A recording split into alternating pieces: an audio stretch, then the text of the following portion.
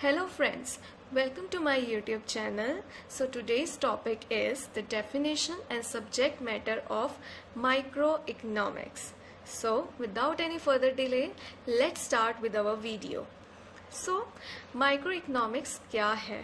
So हमने previous videos में cover किया कि कैसे economics एक science of scarcity and choice है, कैसे एक साइंस ऑफ वेल्थ है, एंड बहुत सारी डेफिनेशंस जो है वो हमने प्रीवियस वीडियोस में डिस्कस किया है.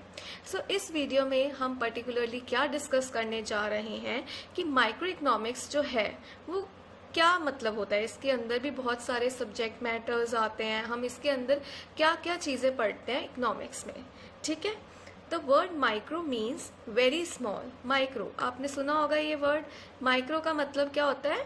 छोटा, very small. So micro economics implies study of economics at a very small level. तो हम जब स्मॉल लेवल पे स्टडी करते हैं इकोनॉमिक्स की तो उसे कहते हैं माइक्रो इकोनॉमिक्स. ठीक है. So what does this exactly mean? In a society comprising of many individuals collectively, every single individual makes just a small part. So the economic decisions taken by a single individual become the subject matter of microeconomics. So एक single individual, जब हम एक single individual है ना, single firm है ना, उसकी बात करते हैं, उस पर्टिकुलर यूनिट को स्टडी करते हैं स्मॉल लेवल पे, तो उस चीज़ को हम क्या कहते हैं, उस स्टडी को हम क्या कहते हैं? Micro economics. ऐसे ही मैक्रो इकोनॉमिक्स होता है जिसके बारे में हम नेक्स्ट वीडियो में करेंगे. सो इन दिस वीडियो अभी हम डिस्कस कर रहे हैं माइक्रो इकोनॉमिक्स के बारे में कि जब हम सिंगल इंडिविजुअल की बात करते हैं तो वो एक सब्जेक्ट मैटर है माइक्रो इकोनॉमिक्स का. So what are the economic decisions? हमने ऊपर बोला कि जो इकोनॉमिक डिसीजंस हैं taken by a single individual, ये सब्जेक्ट मैटर है माइक्रो इकोनॉमिक्स का. तो ऐसे कौन से इकोनॉमिक डिसीजंस हैं जो इंडिविजुअल को लेने पड़ते हैं? तो उसके अकॉर्डिंगली हमने यहाँ पे कुछ पॉइंट्स दिए हुए हैं. Let's read this. तो फर्स्ट पॉइंट क्या कह रहा है? पेन चेंज कर लेती हूँ. तो ए पार्ट में, in order to satisfy various wants and individual buys goods and services. To buy goods and services, the individual has to pay some price from his limited amount of income. So यहाँ से हमें क्या समझ आया कि हमें अपनी जो एक इंडिविजुअल है, हम सिर्फ एक ही इंडिविजुअल की बात कर रहे हैं यहाँ पे, बिकॉज हम माइक्रो स्मॉल लेवल पे बात कर रहे हैं.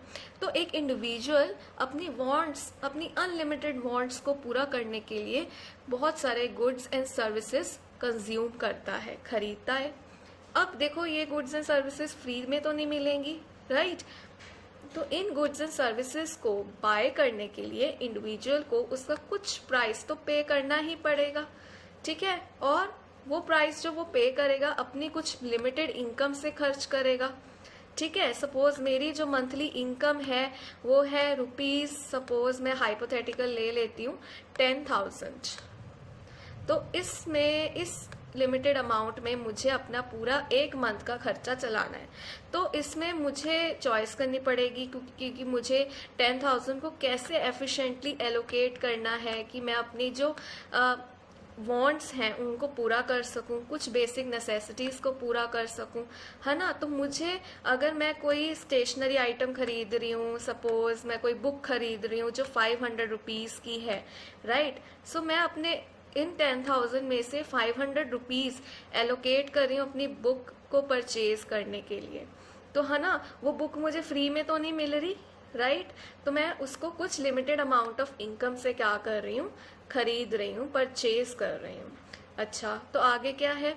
सो the individual has to make a decision with regard to quantity of the good to be purchase at given price. तो हमें क्या डिसीजन लेना पड़ता है कि हमें एट पर्टिकुलर क्वांटिटी कि कितनी हमें क्वांटिटी जो है गुड की परचेज करनी है एक पर्टिकुलर प्राइस पे.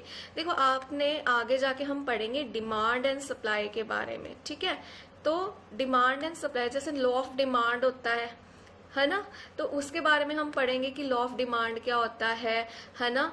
तो इंडिविजुअल जो सर्विसेज और गुड्स को डिमांड क्यों करता है ना, अपनी कुछ वांट्स को पूरा करने के लिए, ठीक है, अपनी लिमिटेड इनकम से, ठीक है, तो he or she has to also decide the combination of different goods to buy given his or her income so that he or she can get maximum satisfaction as a buyer. So as a buyer हमें क्या चाहिए कि हम अपनी income को ऐसे allocate, ऐसे efficiently हम चीज़ों को परचेज करने में लगाएं कि हमें उनको खरीद कर एक मैक्सिमम सेटिस्फैक्शन प्रोवाइड हो, राइट देखो, प्रोड्यूसर इकोनॉमिक्स में एक अजम्पशन ली जाती है कि जो प्रोड्यूसर है वो चाहेगा कि उसका प्रॉफिट मैक्सिमाइज हो, और एक जो बायर है, कंज्यूमर है, जो गुड्स एंड सर्विसेज को कंज्यूम कर रहा है, उसका जो हमेशा एक मोटिव रहेगा कि मैं अपनी जो गुड्स एंड सर्विसेज से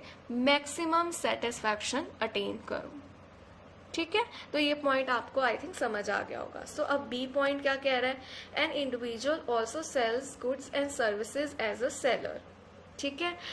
तो यहाँ पे एज अ बायर की बात हुई थी, अब यहाँ पे एज अ सेलर क्या है, अब अपने गुड्स को सेल करता है, ठीक है। तो यहाँ पे उसको कैसा इकोनॉमिक डिसीजन लेना पड़ेगा, here he has to take decision regarding the quantity of good to be supplied at a given price so that he or she can earn some profit. So वही मैंने जो पीछे बात की, as a buyer consumer क्या चाहेगा कि उसको maximum satisfaction मिले particular combination of goods and services को परचेज करके, कंज्यूम करके, ठीक है। एज अ सेलर जिसको हम डिमांड भी कहते हैं, ठीक है, और एज अ सेलर क्या चाहेगा कि उसका प्रॉफिट जो हो सेल करके मैक्सिमाइज हो। तो वो कैसे होगा कि वो सोचेगा कि मुझे अब कितनी क्वांटिटी जो है, तो हम यहाँ पे सप्लाई का कॉन्सेप्ट पढ़ते हैं, है ना, तो हम कितना प्रोड्यूसर सोचेगा मुझे कितना इस क्वांटिटी पे, इस प्राइस में मुझे सेल करना चाहिए ये पर्टिकुलर गुड, ताकि मेरा जो प्रॉफिट है वो मैक्सिमम हो, राइट। उसके बाद all of us pay price to buy a good, how does this price get determined in the market. अब प्राइस कैसे डिटर्मिन होगा, जैसे कई जगह पे होता है कि प्राइस डिटर्मिन कैसे होगा, मार्केट फोर्सेस से, आपने सुना होगा price is determined by the market forces of demand and supply. जहाँ पे डिमांड एंड सप्लाई जो है वो इंटरसेक्ट करती है, वहां पे इक्विलिब्रियम होता है, तो उसको हम कहते हैं इक्विलिब्रियम प्राइस, ठीक है। तो कैसे ये प्राइस कैसे डिसाइड होगा, तो इसकी स्टडी भी माइक्रो इकोनॉमिक्स में की जाती है। So in order to produce a good, an individual producer has to take decision as to how to combine the various factors of production. कुछ कीवर्ड्स हैं वो मैं अंडरलाइन कर रही हूँ, पेन चेंज करती हूँ, factors of production so that maximum output can be produced at minimum cost। यहाँ ऊपर तो हमने बात की कि प्राइस कैसे डिटरमिन होगा, है ना, तो ये कंज्यूमर के पॉइंट ऑफ व्यू से हो गया। लेकिन अगर प्रोड्यूसर के पॉइंट ऑफ व्यू से देखो तो वो ये डिसीजन लेगा कि कैसे मैं इन फैक्टर्स ऑफ प्रोडक्शन को कंबाइन करूं, ठीक है। अब फैक्टर्स ऑफ प्रोडक्शन क्या होते हैं, इनके बारे में भी हम पढ़ेंगे, लेकिन अभी बता देती हूँ। एक होता है लैंड, एक होता है लेबर, एक होती है कैपिटल एंड एंटरप्रेन्योरशिप। सो ये 4 फैक्टर्स ऑफ प्रोडक्शन हैं जो किसी भी कमोडिटी को प्रोड्यूस करने में लगते हैं।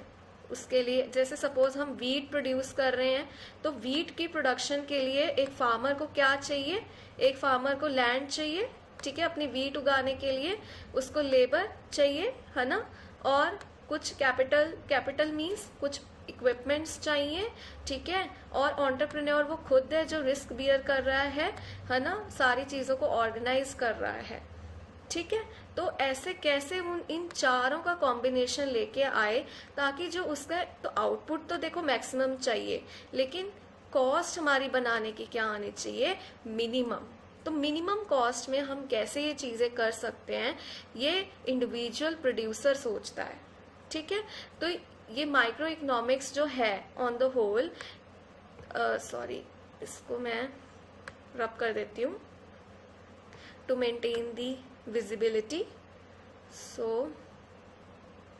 1 सेकेंड, यस, हाँ, तो हम क्या डिस्कस कर रहे थे कि अब इन माइक्रो इकोनॉमिक्स इसका सब्जेक्ट मैटर क्या है कि हम डिमांड के बारे में पढ़ते हैं, हम सप्लाई के बारे में पढ़ते हैं, हम एक इंडिविजुअल प्रोड्यूसर, कंज्यूमर और इंडिविजुअल फर्म के बारे में पढ़ते हैं, प्राइस डिटर्मिनेशन कैसे होती है वो पढ़ते हैं, और हम पढ़ते हैं कि एक इंडिविजुअल प्रोड्यूसर कैसे एक ऐसा डिसीजन ले कि वेरियस फैक्टर्स ऑफ प्रोडक्शन को कंबाइन करके वो जो अपना प्रोडक्शन है वो मैक्सिमम कर सके, मैक्सिमम आउटपुट बना सके, लेकिन मिनिमम कॉस्ट पे।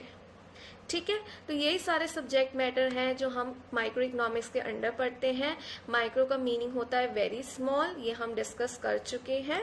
सो all these are some important areas of study under microeconomics. So this is all for this video. If you want the links of the previous videos, I will provide the links in the description box. Please go and check it out, and for all the latest updates and notifications, please subscribe to my YouTube channel.